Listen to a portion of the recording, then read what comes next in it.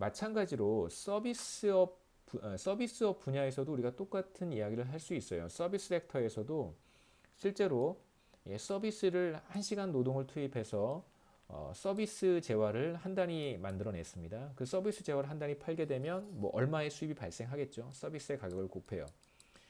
자, 그러면 서비스 섹터에서 영업 활동을 하는 기업 활동을 하는 기업의 경우에는 마찬가지 의사결정을 해야 됩니다. 이게 바로 기업의 추가적인 수입이고 그 다음에 1시간 더 투입된 노동에 대한 대가를 지급을 해야 되는데 그게 바로 W가 되겠죠. 예. 이렇게 이제 이해하시면 왜 우리가 단순히 마지노 프로덕터블 레이버만을 봐서는 안 되는지 섹터가 두 개 존재하기 때문에 그래요. 두 개의 서로 다른 섹터 1에서 생산되는 재화와 섹터 2에서 생산되는 재화가 두 가지가 존재하고 우리 지금 간단한 경제에서는 두 개의 사실 가격이 존재한다고 볼 수 있습니다. 그렇기 때문에 각각의 경우 단위 가격을 곱해서 노동의 한계 생산물 가치로 이제 변환을 해야 이것을 우리가 이제 임금과 비교할 수 있게 되겠죠. 자, 이제 그림을 제가 왼쪽 그림은 앞에 봤던 그림과 동일하고요. 섹터 1의 노동의 한계 생산물 가치 곡선이고 오른쪽은 자, 앞 슬라이드에서 봤던 노동의 한계 생산물 가치 곡선을 제가 거꾸로 그렸습니다. 무슨 말이냐면 자, 돌아가서 다시 한번 보시죠. 자, 여기에서부터 여기가 제로고요. 여기에서부터 노동 투입량을 쭉 늘리면 노동의 한계 생산물 가치가 떨어지잖아요. 생산된 서비스의 단위 가격은 변하지 않고요. 노동의 한계 생산이 떨어지기 때문에 노동의 한계 생산물 가치가 하락하는 것입니다. 자, 그래서 노동 투입량을 늘리면 VMPL이 이렇게 쭉 떨어져요. 자, 이제 축을 원점을 왼쪽에 두지 않고 제가 원점을 오른쪽에 뒀습니다. 여기에서부터 노동 투입량을 이렇게 늘려가면 당연히 VMPL은 이렇게 표현할 수 있겠죠. 자, 바로 그 그림입니다. 여기가 원점이고요. 여기에서부터 노동 투입량을 쭉 늘려가는 거예요. 그러면 노동의 한계 생산물 가치가 노동 투입량이 아주 적을 때는 매우 높고요. 예를 들면 기울기가 10 매우 높고 거기에다가 이제 생산된 서비스의 단위 가격을 곱한 것이기 때문에 네, 이야기는 똑같죠.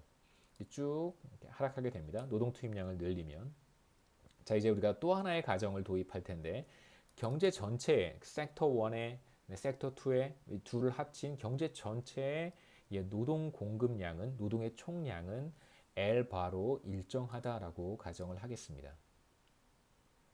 그리고 실제로 뭐 실업의 문제라든가 또는 뭐 일을 하지 않는 비경제 활동 인구 이런 문제들은 사실 우리가 고려하지 않고요. 경제 내 모든 사람들이 생산 활동에 종사한다라고 우리가 전제를 하겠습니다.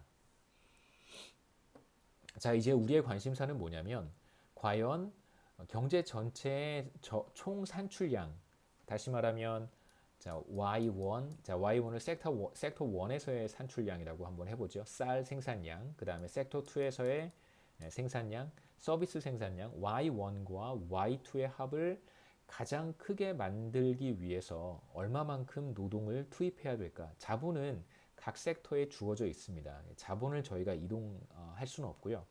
이제 노동만 잘 이렇게 배분을 해서 Y1 더하기 Y2 경제 전체의 총 산출량을 극대화 해보자 이런 뜻입니다.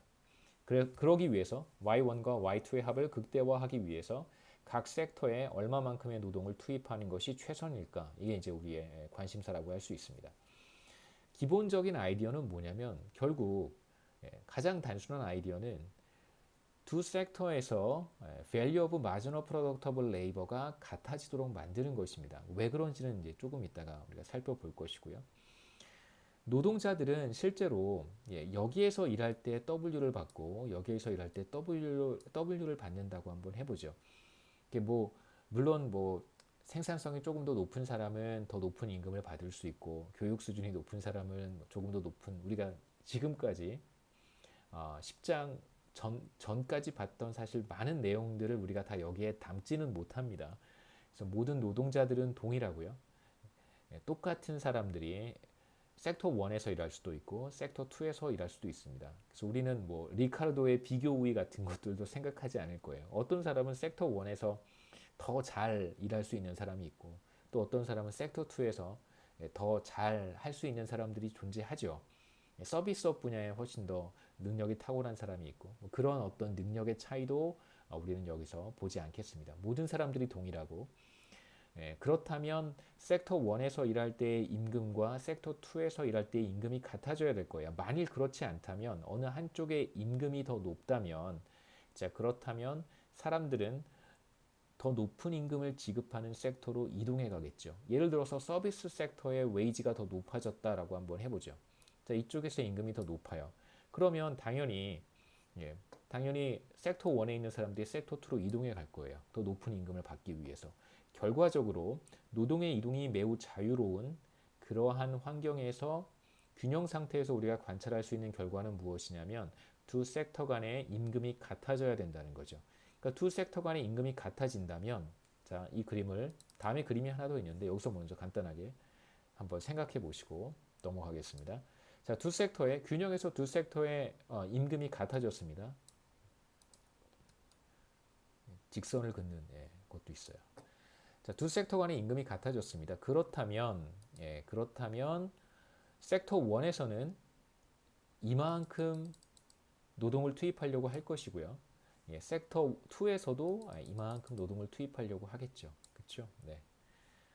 자, 기본적인 아이디어는 이렇습니다. 그런데 이제 우리는 어떤 상황을 보고 있냐면 경제 전체의 노동의 총량은 L 바로 일정해야 됩니다. 그렇기 때문에 사실 경제 전체의 모든 사람들이 일을 해야 되는 상황이에요.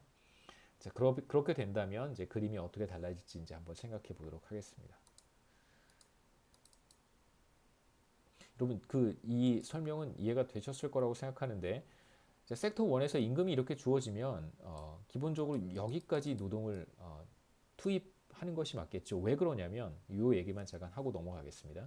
자, 웨이지가 이렇게 주어져요.